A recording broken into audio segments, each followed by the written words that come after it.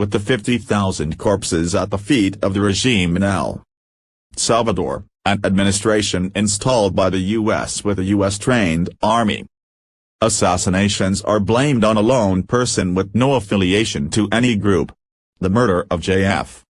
Kennedy, for example, was ascribed to Lee Harvey Oswald, who was subsequently murdered himself by a lone assassin, but investigations have shown that it could not have been Oswald, but it is much more likely that the American president was removed by the intelligence agencies because he did not follow the elite game plan and was threatening to expose it by smashing the CIA into 1,000 pieces.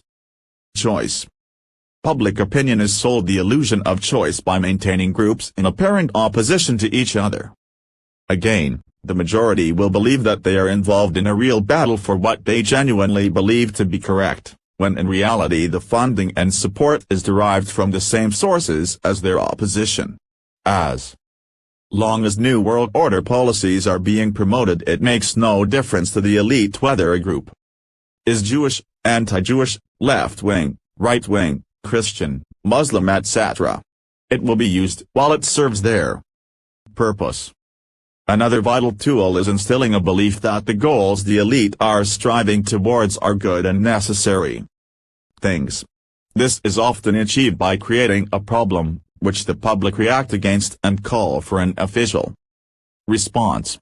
The solution which is offered and which is accepted on a wave of public support is the very thing the elite wanted in the first place. There are countless examples of these, but I shall cite just 3. The problem of violent crime has elicited a wave of public feeling in favor of increased police powers. New Age travelers were suddenly severely harassed by the police and received considerable media attention. When they reacted against their treatment, an apparent problem had been created which was met with the solution of the Criminal Justice Bill. This restriction on personal freedom sailed through Parliament, and the media spotlight was focused away from the travelers to firstly give the impression of problem solved, and secondly, they had served their purpose. The Oklahoma bomb in April 1995, in which 168 men, women and children were killed, was reported as being caused by a fertilizer bomb, despite the absence of any fertilizer at the scene. Planted by a people's militia group. In fact, the explosion was caused by a barometric bomb which has a security level on a par with nuclear weapon components. However, public opinion had been mobilized against the problem of the people's militia movement and consequently accepted Clinton's solutions of increased FBI powers to infiltrate and attack these groups, the military enforcement of domestic laws, and a media ban on so-called anti-government extremists such as the People's Militia, who are fully aware of the workings of America's secret government. Environmental movement. A good example of both these methods of manipulation, problem generating in order to have a solution accepted and control of both sides of the debate, is the way that environmental issues have been used in order to justify centralization of power. Our planet is an environmental crisis, and the vast majority of the green movement is working positively for the good of the earth, but when environmentalists can aid the New World Order, the elite have no compunction about leaping on the proverbial bandwagon. The elite's environmental stance is largely coordinated by the Club of Rome, launched by the Freemason Aurelio Bexai in 1968. Its purpose is to issue propaganda about the environmental crisis to justify centralization of power, the suppression of industrial development in the Third World, and eugenics. Under its influence, the Global 2000 report was produced during Jimmy Carter's trilateral administration, which used untrue shock data to paint a picture of overpopulation and food resource shortages. The response document called for population control and the restriction of scientific development in the Third World. It is on the back of those documents that the genuine environmental movement is calling for a global solution to a global problem, a view the elite wholeheartedly endorses. Highly involved in these documents were bankers and politicians who support the IMF and the World Bank, which are causing the very devastation of the planet they profess to be concerned about. Debt for equity schemes in which environmentally sensitive land is given by the Third World as payment for debts, which in reality does not even reduce the debt, are the brainchild of David Rockefeller and Baron Rothschild. The same people were behind the Rio Summit in 1992, where the Secretary-General was the millionaire oilman Morris Strong, also a trustee of the Rockefeller Foundation. All these problems, to which centralization and eugenics are the proffered solutions, are caused by the existing policies of the banks, multinational corporations, the World Bank, the IMF, etc. Create the problem, offer the solution. The environmental movement has also been used to prohibit the exploitation of nuclear power. Personally, I am not in favor of nuclear power, but I can still see how the issue has been manipulated to serve the elite.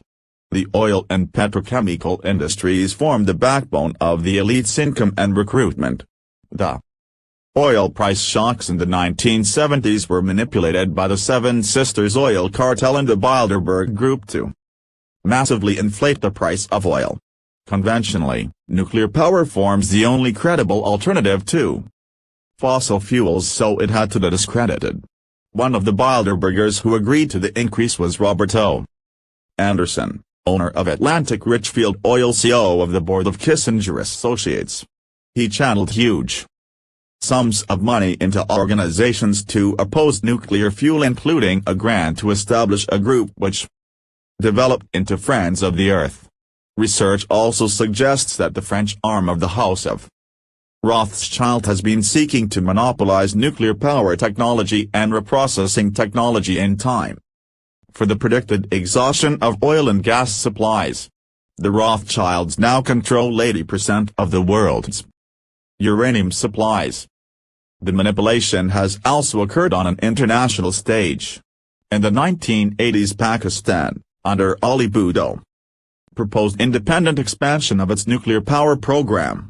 Kissinger's threats weren't sufficient to stop Bhutto, so a Kissinger-inspired coup removed him from power and the world passively looked on as he was hanged. Mind manipulation.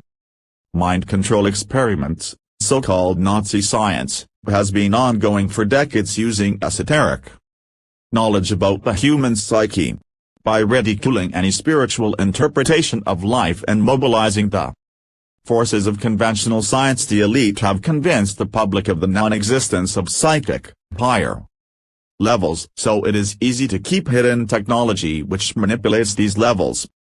Mass hypnosis is possible by the repetition of a basic theme until it is accepted as fact by the subconscious and then conscious mind. Such messages can be flashed during TV programs or films and are not perceived by the eyes and conscious mind. Alternatively, the mesmerizing and sedating effect of television puts the subconscious mind into an ideal state to receive messages sent to the psyche via carrier T.V./radio waves. It is understood by elite science how, by broadcasting at certain frequencies, non-physical magnetic levels can be imbalanced to cause physical, emotional and mental illness. Technology also exists whereby thoughts can be induced by stimulating brain waves. The most sinister and far-reaching mind control program is Project MK Ultra, run on behalf of the CIA.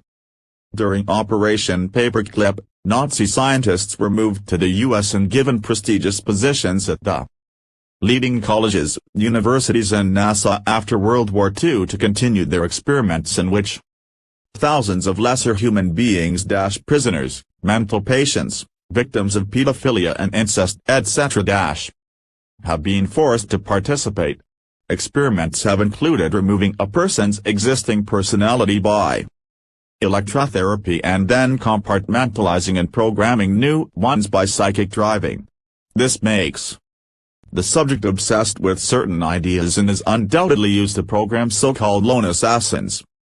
The CIA openly admit to having used this form of subversive technology for use against America's political enemies but flatly denies that it would ever be used on home territory.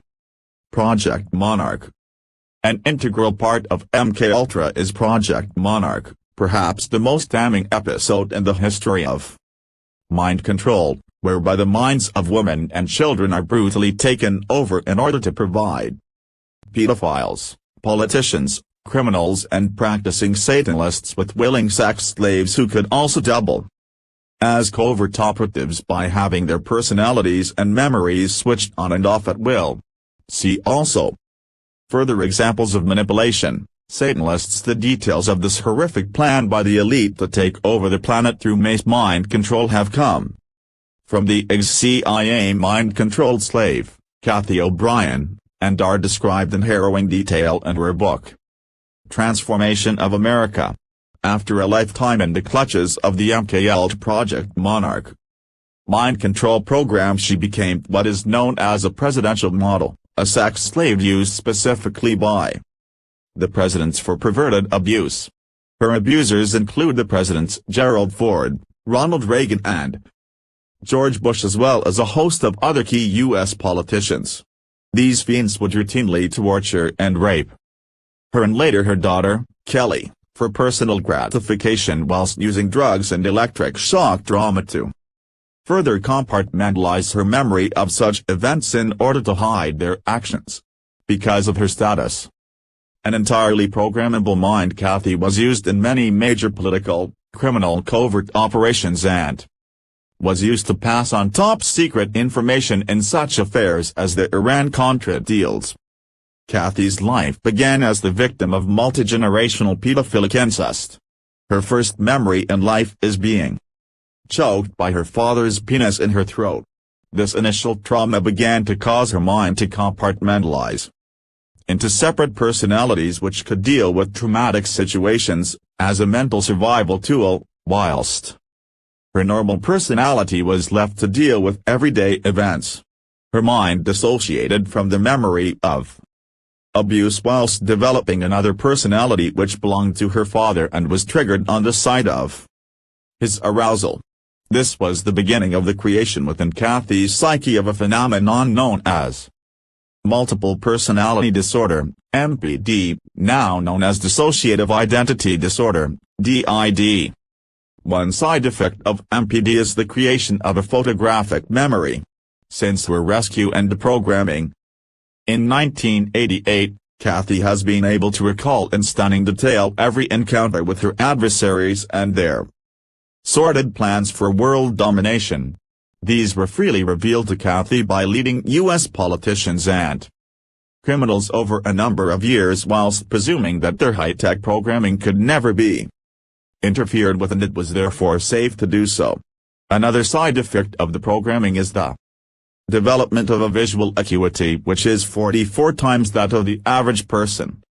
Subsequent abuse came daily from her father and uncles who had also been victims of pedophile parents. Separate personalities were created for each situation, whilst Kathy was still little more than a toddler. Her uncle Bob, a regular pedophilic abuser, often boasted to her that he was a pilot in Air Force intelligence and worked for the Vatican. It was Bob who first introduced Kathy to child pornographer and head of the local Michigan Mafia, Gerald Ford, of the Warren Commission, who investigated the death of JFK, and later became president of the U.S. after Nixon. Ford had begun recruiting multi-generational incest-abused children with MPD for its genetic mind control studies, a top-secret defense intelligence agency project. By selling Kathy into this program, her father gained immunity from prosecution. Having recently been caught selling pornography which involved Kathy and her pet boxer dog, Buster, her father was soon enrolled on a 2-week course at Harvard where he was taught his role in preparing Kathy for the project. He then returned home to enthusiastically announce that the family would be having more children.